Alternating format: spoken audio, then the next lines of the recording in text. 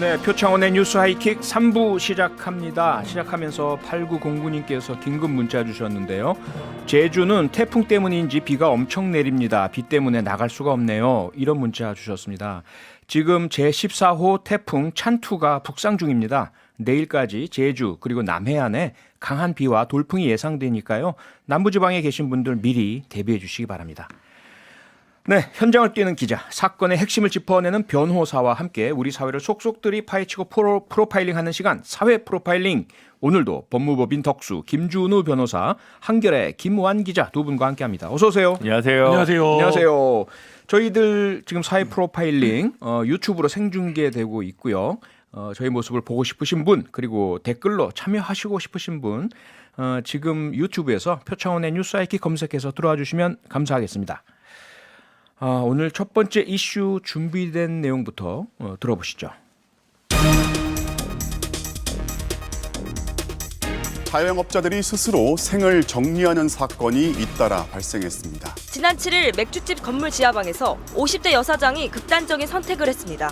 살다가 그 집을 내놓고 애들 월급 주고 그 지하에 쪽방 같은 사무실이 있거든요. 거기서 이제 사시다가 전남 여수의 한 치킨집 주인도 힘들다는 유서와 함께 숨진 채 발견됐습니다.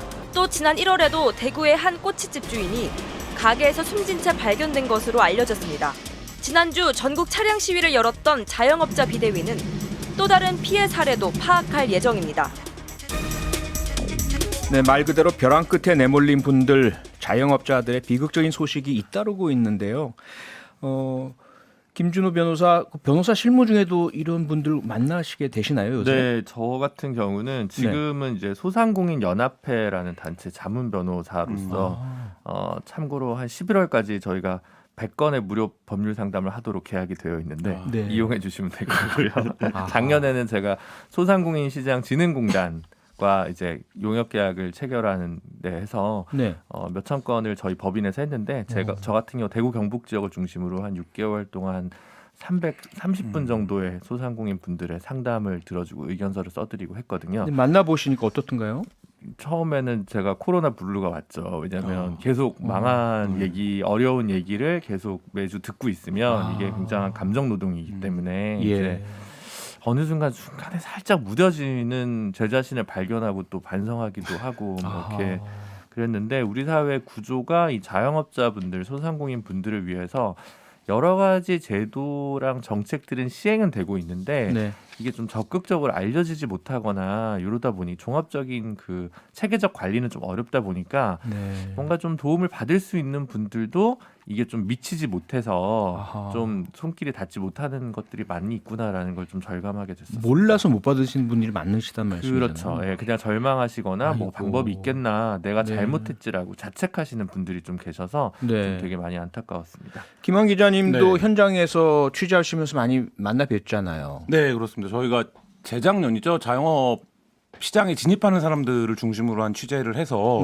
최근에 이제 그 취재 내용을 묶어서 보강해서 골목의 약탈자들이라는 책을 내기도 했었는데요. 골목의 약탈자들이요. 네, 저희가 취재할 때는 코로나 이전이었기 때문에 사실 자영업 시장에서 그때까지 가장 많이 얘기되던 게 이제 아르바이트 비용, 최저임금 논란의 아르바이트 비용과 뭐 이제 임대료 문제였는데 이것 외에 자영업자들이 겪는 어려움은 무엇인가를 취재했던 적이 있는데 그때도 굉장히 절망적인 상황이었는데 이후에 이제 코로나까지 겹쳐서 지금 상황은 더 심각하지 않을까 이런 생각들을 합니다. 네. 오늘 오후 국회 앞에서 소동이 좀 있었습니다. 스스로 생을 마감한 자영업자들을 위로하는 합동 분향소가 설치되려다가 경찰의 제지로 불발됐다고 하는데요. 분향소 설치를 주도했던 코로나19 대응 전국 자영업자 비상대책위원회 조지현 공동대표 전화로 만나보겠습니다. 조지현 대표님 안녕하세요. 네, 안녕하십니까. 네, 오늘 국회 앞에서 합동 분향소 설치하시려고 하셨는데 무산됐다는 말씀 들었습니다. 결국 무산됐습니까? 끝내 설치를 하지는 못했고요. 경찰에 너무 강압적인 제지가 있었고 지금 하지만 저희 오늘 설치는 할 겁니다. 어떻게든 이 고인들 위로해드려야죠. 국회 앞이 아닌 다른 장소로 옮길 생각은 안 하시고요? 지금 그 부분은 고려 네. 중입니다. 지금 아, 이제 예. 저희가 원래 설치 차량이 네. 그 회차를 하려고 했는데 경찰차가 계속 붙어 다니는 상황이라 아하. 지금 그 차량은 이제 보내야 되는 상황이 됐고 네. 이제 새로 섭외를 했고요. 네. 그래서 지금 장소라든가 시간은 저희가 선고지는 못 해드리는 점 양해 부탁드리겠습니다. 네네. 아무래도 뭐 저희도 계속 그 비극적인 소식을 접하면서 너무 가슴이 아프고요. 네. 참 안타까운데 알려진 것 말고도 또 다른 비극적인 일들도 꽤 있다면서요. 사실은 저희가 그 비대위에서 운영하는 굉장히 뭐 1,000여 명이 자영업자가 계신 단톡방이 있는데요. 예.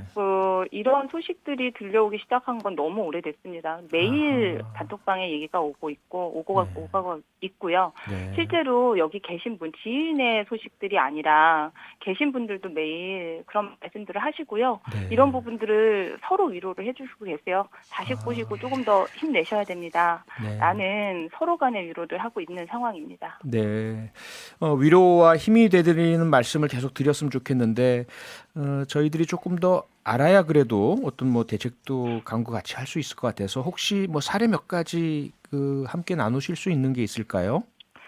네, 저희가 지난 그냥 포토 사이트에 네. 13일하고 14일 날 양일과 이틀간만 저희 혹시 사례를 뭐 말씀 주실 수 있는지 제보를 좀 받았는데요. 네. 그 이틀간에 22건의 제보가 있었고 더 이상은 저희가 뭐 베르테르라든가 여러 네. 이후에 오히려 안 좋은 상황들이 발생이 될까봐 이제 접수를 안 하게 됐는데요. 아하. 그 분들의 일부 사연들을 보면 네. 뭐 이제 올해 8월에 여행업을 하셨던 이제 구사장님이라고 계시는데 직원을 유지하시고 버티시겠다라고 아하. 계속 계시다가 끝내 이제 휴업 상태로 네. 대출금 상환도 안 되고 이제 생활비를 벌기 위해서 다른 일도 하셨었는데요. 네. 나중엔 좀 머리가 아파서 병원을 방문하셨는데 주차장에서 네. 그게 좀 안 좋은 상황이 되신 아. 그런 상황도 있었고 이분은 여행업이 사실 그 행정명령은 받지는 않았지만 네. 집합 금지 상태에 있었던 업종이잖아요. 그렇죠. 그래서 국회 1인 시위도 하시고 하셨던 분이세요. 아. 그리고 뭐 홍대에서 유흥업소 하셨던 분도 계신데 이분은 네. 신촌에 매장을 운영을 하시다가 건물이 재계약이 안 돼서 이제 홍대로 빚을 좀 내서 옮기셨는데 네. 이제 계속되는 집합 금지가 있다 보니 이제 월세를 낼 수가 없었고 네. 대출금 이자라든가 직원 급여라든가 기타 유지비 등에 대해서 계속 늘어나는 부채 그리고 독촉에 끝내는 해결 방법을 못 찾으셔서 비관하시다가 운명을 달리하신 경우도 있었고요. 네. 네. 너무 가슴이 아픈데요. 그런 이제 사례들도 있지만 많은 뭐 어려운 사례들이 많으실 것 같은데 조 대표님은 네. 어떠십니까? 어떤 업종에 종사하고 계시죠? 네, 많은 분들이 저희가 이제 자영업자라고 하면 거의 식당만 생각을 하시는데요. 그렇죠. 저는 그 파티룸이라고 하는 공간 대여업을 운영을 하고 있어요. 예. 그래서 근데 이 시설도 한 명의 확진자가 없었음에도 불구하고 네. 이제 예상에 의한 방역법에 의해서 저희가 12월 23일 작년부터 1월 말일까지 아예 집합 금지 이제 문을 닫고 손님을 못 받는 아하. 이런 조치가 있었고 그 이후로도 계속 네. 시간 제한, 집합 제한이죠. 네. 그래서 9시까지 10시까지의 제한이 있었고요. 실질적으로 저희는 뭐 지금 인원 제한도 있지 않습니까? 네네. 뭐 2명, 세 분이 이제 오셔서 이용할 수 있는 공간이 아니에요. 그 단체성 공간이기 때문에 네. 1월 달부터 6월 달까지의 제 매출액이 67만 원입니다. 그러니까 아예 영업을 못했다고 생각을 하시면 되고요. 6달 거기에- 동안 67만 원이요, 총. 네, 맞습니다. 아이고. 뭐 1월 달은 집합 금지였으니까 아예 없었고 한 네. 달에 한 건 정도의 예약이 있는 정도였고요. 아하. 그리고 7월 달 이후로도 네. 인원이 더 줄지 않았습니까? 네. 7월 달 이후로는 전용 매출이 0입니다. 아이고. 참 힘드신 분들이 많으실 텐데요. 마지막으로 저희가 뭔가 좀 이렇게 도와드릴 수 있는 목소리를 모을 수 있는 어떤 대안이나 방법 어떤 걸 제안하고 싶으세요? 일단은 저희가 지금 네. 이런 선택을 하기까지의 가장 큰 부분은 저희 전체 확진자가 나오는 네. 비율이요. 예. 전체에서 저희 이제 자영업자들의 시설에서 나오는 게 20% 정도가 됩니다. 네. 근데 그 20%에만 지금 집중되어 있는 방역 체계가 지금 거리두기가 시행이 되고 있죠. 예. 마치 자영업자들이 영업을 하면 코로나 바이러스를 만드는 사람 양의 취급을 받고 있거든요. 예. 이 부분에 국민적 공감도 필요하고 네. 방역 당국은 이 부분에 대해서 정말 심도 있게 다시 재편에 대한 생각을 해주셔야 될 것 같고요. 네네. 그리고 그 실질적인 조치로 지금 10월 달부터 단계적 완화를 말씀을 주시기는 하는데, 네. 네, 지금 현재 저희가 계속 확진자에서 치명률로 네, 변경을 해야 된다라고 말씀을 드리고 있지 않습니까? 그렇죠. 네. 네네. 그 지금의 현 방역법은요. 예. 거리두기는 그 델타 바이러스가 나오기 전에 만들어진 거리두기 방식입니다. 네. 지금은 확진자가 0명이 될 수가 없어요. 저희가 서울대 교수진들의 이제 자료를 보더라도 네. 발표 자료가 그 127% 정도의 접종이 돼야 그래도 집단 면역이 형성된다라고 하는데 이건 있을 수 없는 수치이지 않습니까? 네, 그러면 확진자에만 중점을 두고 있고 저희 시설에만 중점을 두고 있는 이 방역 체계는 네. 정말로 한시급히 빨리 개편이 돼야 된다고 생각합니다. 네, 알겠습니다. 저희가 함께 노력해서 우리 자영업자분들을 위한 그런 새로운 방역 지침, 대책, 사회적 합의 꼭 이루어졌으면 좋겠습니다. 네, 꼭 지금 부탁드리겠습니다. 상당히 힘든 시기이지만 힘내시기 바라고요. 회원 여러분, 자영업자 여러분들께도 꼭 힘내시라는 우리 청취자 여러분들의 말씀 좀 전해주시길 부탁드리겠습니다. 오늘 말씀 고맙습니다. 네, 감사합니다. 네, 자영업자 네. 비대위 조지현 공동대표였습니다. 저희는 잠시 광고 듣고 다시 돌아오겠습니다. 네, 사회 프로파일링 오늘 첫 주제로 위기에 내몰린 자영업자분들의 상황 그리고 대책에 대한 이야기를 좀 나눠봤는데요. 김준우 변호사 어떠세요? 뭔가 좀 어떤 대책이 좀 필요할까요?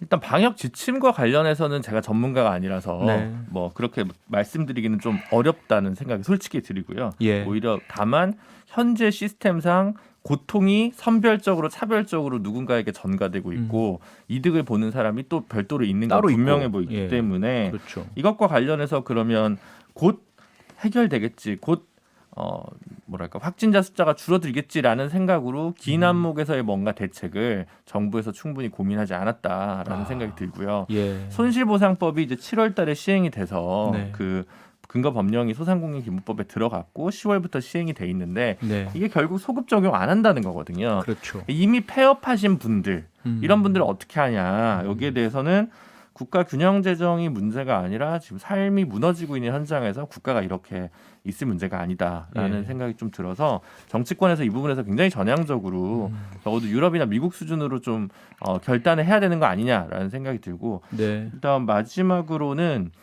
소상공인 분들 가운데서는 그 국가로부터 제대로 된 도움을 받아본 적이 없기 때문에 각종 제도에 대해서 조금 무지하신 경우들이 좀 있어요. 네. 그래서 파산을 하고 파산 신청을 하고 예를 들어 뭐 각종 기초급여라든가 이렇게 해서 완전 재개할 수는 없겠지만 정말 치명상을 입으신 분들 같은 경우도 좀 뭔가 다른 재활의 재기의 계기를 위한 정책 제도와 예산이 분명히 또 있거든요. 네. 그래서 너무 희망의 끈을 완전히 놓아버리지는 말아달라 이런 좀 말씀을 드리고 싶습니다. 예. 김한 기자 덧붙여 주실 말씀. 네, 지금까지 어쨌든 K-방역이 성공적이었다 이런 평가들을 내외적으로 하고 있는데 이 네. K-방역이라는 거 이유를 우리가 지금 너무 고민이 없었다라는 생각이 들고 지금까지 오면서 우리는 비용하면 전 국민한테 나눠주는 어떤 재정적인 비용만 생각을 하지만 예. 지금까지 2년을 버텨오면서 이분들이 개인적인 손실을 통해서 K-방역을 받쳐온 거거든요. 그렇죠. 예, 그러니까 이 부분들에 대해서 국가가 어떻게 할 건지, 정부가 어떻게 할 건지에 대한 좀 고민이 필요하다라고 생각이 들고요. 네. 지금 경제 문제 얘기하면서 가계대출 얘기 많이 하는데 네. 실제 가계대출의 한 절반 가량이 자영업자 대출로 분류를 하거든요. 아. 네, 그렇다라고 보면 한국 경제 전체에 있어서도 이분들이 어쨌든 살아남는 게 맞아요. 굉장히 중요한 과제다 국가적으로. 네. 뭐 그런 말씀 드리고 싶습니다. 네, 꼭 대책 마련됐으면 좋겠습니다. 다음 두 번째 이슈로 넘어가 보죠. 김한 기자께서 좀 소개해 주시죠. 네, 이 기사 보시고 굉장히 놀란 분들 많으셨을 텐데요. 네. 칫솔에서 어느 날 락스 냄새가 나기 시작한 겁니다. 이게 뭐지? 누가 그렇지? 이런 생각이 든 거예요. 근데 이거를 그래서 확인을 해보니까 아내의 외도를 아내가 이제 이 부분들에 대해서 또 관여가 돼 있다 이런 이제 그 흔적을 발견을 한 거죠. 네. 그래서 이제 그 부분에 대해서 그 확인을 했는데 정작 이제 재판에 넘겨져서는 이 남편이 네. 아내의 카카오톡이나 이런 개인 정보를 들여다봤다.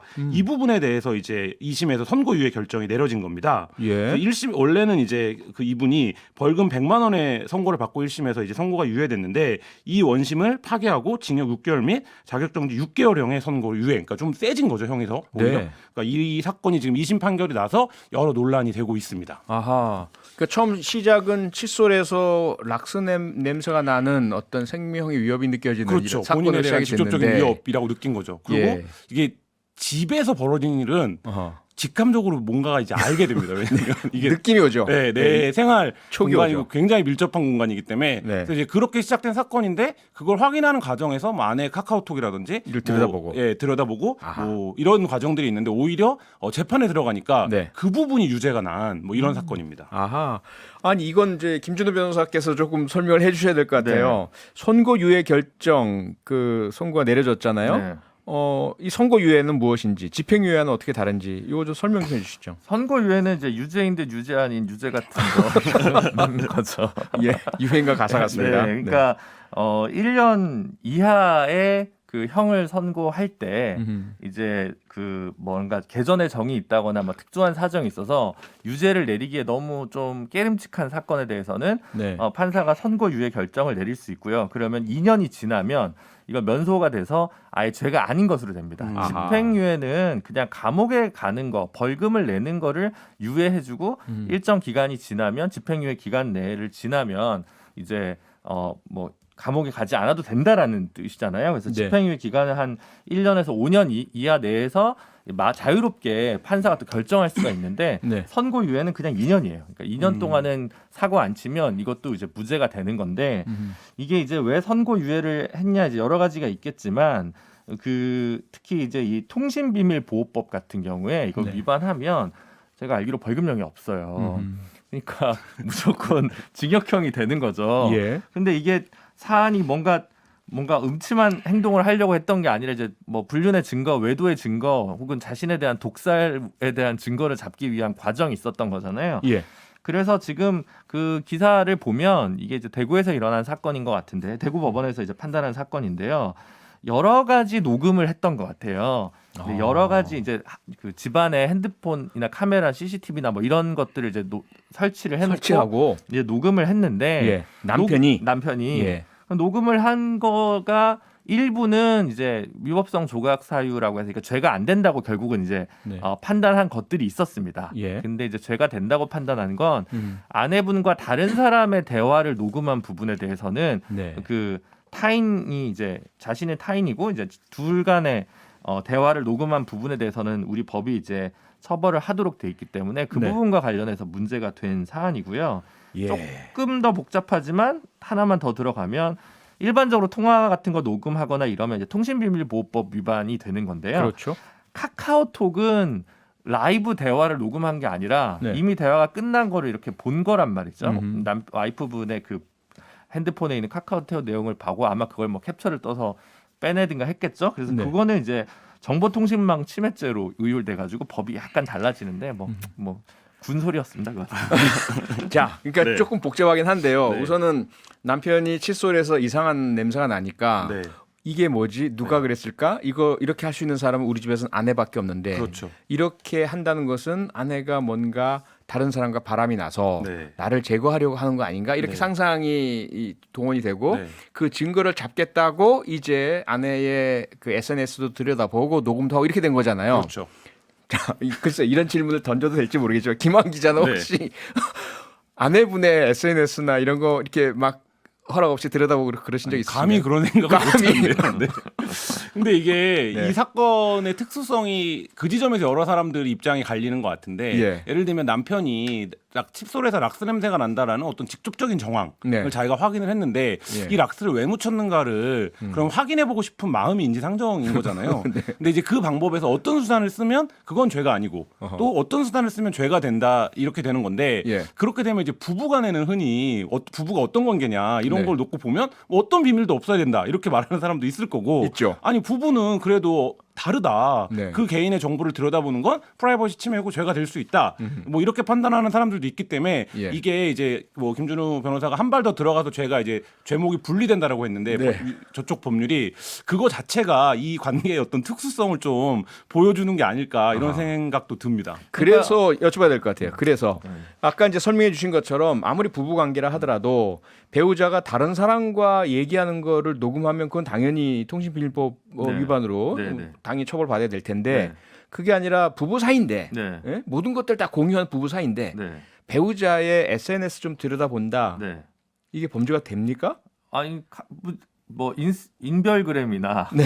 얼굴책을 보는 건 죄가 안 되지만 그거는 공개된 거니까. 네, 아니 예. 그것도 이제 SNS 소셜 미디어라고 할 수 있으니까 이제 카카오톡이나 라인 이런 대화 채팅방이 문제가 되는 거잖아요. 예. 그건 어쩔 수 없이 문제가 된다고 봐야 될 거고. 그런가요? 네, 지금 여기서 죄가 안 된 거는 안방 화장실에 녹음기를 설치해서 녹음했던 거는 죄가 안 된다고 본 거거든요. 네. 거기서 이제 락스를 뭐 뿌리고 설치하는 것들이 이제 녹음이 됐던 것 같아요. 네. 범죄 사실이 정해졌고 그 부분 혼잣말이죠 그게. 네, 아내가 막 했던. 네. 그러니까 지금 보도에 보면 안중나 씨. 락스물에 진짜 쳐 담그고 싶다. 진짜 마음 같아서 뭐 이러한 혼잣말을 계속한 게 녹음됐다면서요. 네, 그렇죠. 예. 그러니까 참, 그러니까 그 배우자분도 그런데 싫으면 그냥 따로 살고 그냥 이혼하면 되지. 이렇게 각자 이렇게 무리한 일들을 하실까라는 생각이 많이 들거든요. 근데 이게 이 남편 입장에서는 굉장히 억울할 수 있는 게 예. 이런 말들이 녹음이 됐어요. 그럼 이게 네. 나를 실제로 죽이려고 했던 살해 협박이다. 어허. 또 이렇게 주장할 수도 있는 거잖아요. 그러니까 네. 보기에 따라서는 각도가 예. 이제 다른 건데. 그렇죠. 근데 이제 근데 여기는 나의 집이야. 그러니까 내가 여기다가 녹음기를 놓던 CCTV를 설치하던 그 권리가 나에게 있는 측면이 있는데 예. 거기에 나랑 같이 사는 동거인, 그러니까 법적 부인이 녹음한 거를 내가 그냥 한 건데 원래 우리 집에 사는 사람이니까. 근데 그건 무죄라면서요. 네. 네, 예, 그건 무죄가 됐잖아요. 그러니까 그 부분에 예. 대해서 많은 분들이 네. 그러니까 헷갈릴 수 있을 것 같아요. 그러니까 법 적용이라는 게 과연 어떻게 되는 거냐. 근데 이 부분에서도 무죄가 된 게 이 예. 정당행위로 인정이 된 거거든요. 왜냐하면 그 외도와 관련된 대화 내용이 녹음된 거기 때문에 그러니까 이 남편이 주장하고 있는 어떤 혐의의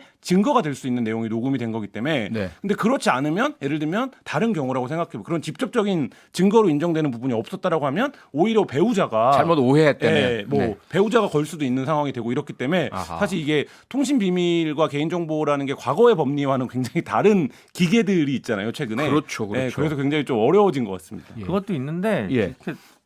이렇게 얘기하면 이제 그러니까 이게 억울한 일을 당했고 이제 그걸 증거 수집하는 과정에서 오히려 본인이 형사처벌 받는 약간 억울한 경우잖아요. 예. 그러니까 분노하신 건 알겠는데 분노를 잘 뭐랄까 부드럽게 법 체계 속에서 녹여내려면 합법적으로. 네, 네. 변호사와 미리 상담을 하시고 여기서 돈을 아끼시면 안 된다. 기승전 변으로 네. 기승전 변으로 가시는군요. 네, 그렇습니다. 지금 긴급 질문이 들어왔습니다. 9193님께서요. 부부 사이에 잠겨 있는 폰 비번을 풀어서 훔쳐봤다면 가중 처벌 받나요? 뭐 그럴 수 있겠죠. 근데 비번을 보통 아는 경우들도 많이 많죠, 있고, 예. 예. 뭐 비번을 20자리 숫자로 하는 무슨 H모 검사장 수준이 아니면 다들 알지 않을까요? 아니 참고로 저는 제 비밀번호는 아내가 다 알고 있고요. 네. 저는 아내 거를 몰라서 이제 필요할 때 물어보고 그러는데 네. 그리고 만약에 이제 제 칫솔에 아내가 뭘 묻혀서 저를 죽게 하고 싶다. 저는 그냥 죽겠어요. 뭐 그렇게 산다면. 근데 이분의 질문이 이제 그건 것 같아요. 네. 컴퓨터 같은 경우가 예를 들면 아내 노트북이 있어요. 근데 아내 노트북이 아내의 뭐 이걸로 이제 로그인이 돼 있는 상태에서 우연히 보는 경우들이 있을 수 있잖아요. 그렇죠. 예, 그러니까 내가 그렇죠. 여기서 잠깐 뭐 검색을 해보려고 아내 컴퓨터를 켰는데, 내가 보기에는 굉장히 부적절한 어떤 대화가 채팅창에 떠 있었다. 네. 뭐 이런 경우와, 그래서 내가 그걸 우연히 보게 됐다. 이런 경우와 아니야 내가 뭔가 의심스러우니까 네. 억지로라도 저 핸드폰의 비번을 풀어서 그걸 확인해 봐야겠어. 이거는 이제 행위가 좀 다르죠. 네, 중요한 다르죠. 거는 내가 봤다는 걸 저들에게 알리지 마라가 제일 중요한데 갑자기 꺼내서 이거 봐 당신 뭐 이렇게 얘기를 하면 안 된다는 거죠. 아하. 다른 방식의 정황은 확실히 알지만 네. 새로운 증거 수집 방법을 통해서 다른 증거를 확보해서 뭔가 소송을 하든가 어쨌든 가까운 변호사 저한테 안 오셔도 되니까 가까운 변호사 변호사의 조언이셨고요. 네. 여기서 또 하나 문제가요. 이게 형사적인 것은 그렇다 치더라도 어쨌든 두 분 사이가 이제 더 이상 뭐 화해할 수 없는 사이다 네. 그러면 이제 이혼 문제가 네. 대두가 되잖아요. 그러면 이혼에서 유리하기 위해서 위자료 문제, 자녀 양육 문제, 뭔가 상대방 측의 그런 잘못된 유책의 증거 확보가 필요하지 않습니까? 네. 이런 것들은 지금 이런 방식으로 획득하면 안 되나요? 그렇죠. 그것도 그걸로 이제 통신비밀보호법 같은 경우는 좀 안 될 거고요. 예. 정통망법은 아마 되는 걸로 저는 알고 있는데. 예. 그러니까 지금 같은 경우도 보시면 이제 타인과의 대화를 그러니까 녹음기를 설치했는데, 네. 그러니까 아내분이 다른 사람과 통화하는 게 녹음이 된 거거든요. 아, 그 그렇죠. 부분에 대한 처벌을 받은 거란 말이죠. 네. 그러니까 사실은 다른 그 지금 유죄가 안 된 증거들이 분명 있지 않습니까? 예. 그러니까 그 증거들 그냥 제출해도 소송을 진행하고 유책 배우자가 누구인지에 대해서는 분명하게 밝히기 쉽기 때문에 사실 또 뭐 민사 소송을 진행하는 데서 그렇게 큰 어려움이 있다고 생각되지는 않습니다. 네. 근데 앞서 이제 김한 기자가 말씀하신 것처럼 애초에 그러면 락스를 칠선에 묻혀서 남편을 살해하려고 하는 행위 네. 이거 명백한 범법 행위 아닌가요? 그렇죠. 네. 네. 그 부분은 별도로 또 왜냐하면 그 부분 녹음한 거는 지금 증거로 분명히 인정이 됐기 때문에 예. 아마 그거는 별도로 근데 아마 지금 합의했을 것 같다는 두 분이? 예, 그 뭔가 그 제가 알기로 1심에서는 네. 처벌을 받은 거를 제가 기사를 봤었었는데 2심에서는 그 내용들이 지금 이제 해당 기사에는 없는 걸로 봐서는 네. 뭔가 이혼 과정에 이르는 과정이 있지 않았나라는 생각이 들긴 하는데 어쨌든 그 부분도 그 남편을 받겠죠. 죽이려고 했었기 때문에 당연히 별건으로 처벌이 되는 거죠. 합의라고 네. 뭐 벗어날 수는 없죠. 네, 그냥 장량감기니까 형이 쭉 내려가는 거지 그러겠죠. 사라지진 않겠죠. 네. 알겠습니다. 사회 프로파일링 벌써 마칠 시간이 다 됐네요. 여러분 모두 추석 연휴 잘 보내시고요. 두 분도 추석 연휴 잘 보내시고 다음 주에 뵙겠습니다. 네. 고맙습니다. 감사합니다. 네, 지금까지 김준우 변호사, 김우한 기자였습니다. 평일 저녁 6시 5분에 여러분을 찾아갑니다. MBC 라디오 표창원의 뉴스 하이킥.